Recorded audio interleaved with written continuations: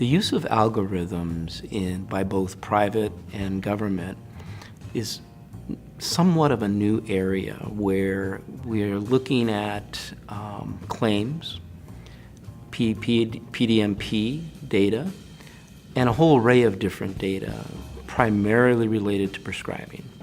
And it could be controlled substances, it could be high-priced drugs, it could be specialty-type drugs, compounds, but the main thing that we're interested right now in, and I'm interested in right now, is controlled substances.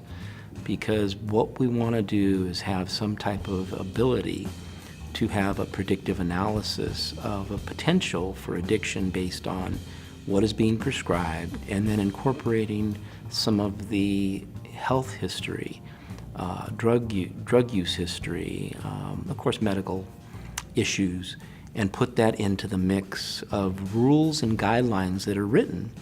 And then you have coders, which are data miners, that code this into a computer program.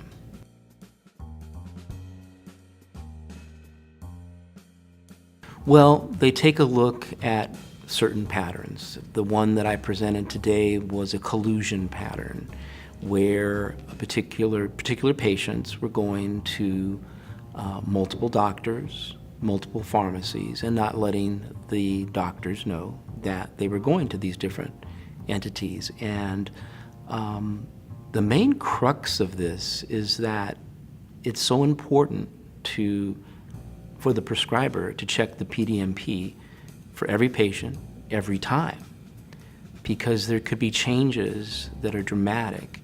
And if they really want to protect their practice, I think it's really important that they do that, number one, because I showed a correlation study to overdose deaths and the PDMP. And it was like neck and neck. Had the prescribers looked at the PDMP, they could potentially have prevented some overdose deaths. But the other thing that's important also, it also identifies that one patient that they think is a legitimate patient, and it's not a legitimate patient, and they end up as part of a witness at least, or if not the subject of an investigation, and that's the last thing they want to do.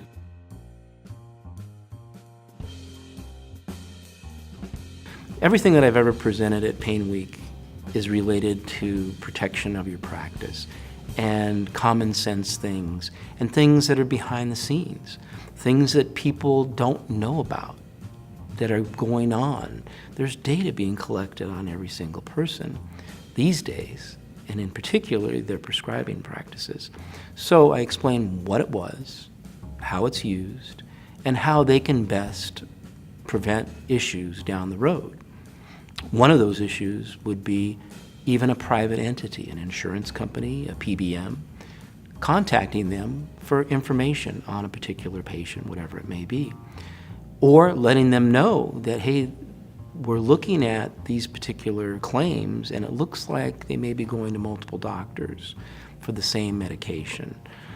Whatever it may be, it's really important that they look at that information and that they maybe put it in the patient's chart, and then also do something about it. In other words, address it in some way. Because if they do nothing, the problem can come, there may not be ever a problem, but down the road, let's say that patient does become addicted, and let's say that patient does progress to using even street drugs, such as heroin, and they overdose and die, or they overdose and die they're going to different doctors and they're getting the same medication, they overdose and die on the pills. And this particular prescriber is one of those people named in a regulatory investigation, potentially. And of course, you always have the personal injury attorneys chasing everybody else along the way. So as a measure to be proactive and prevent potential issues down the road, it's very important to not only acknowledge the information, compile that as documentation, and do something about it, whether it be a discussion with the patient.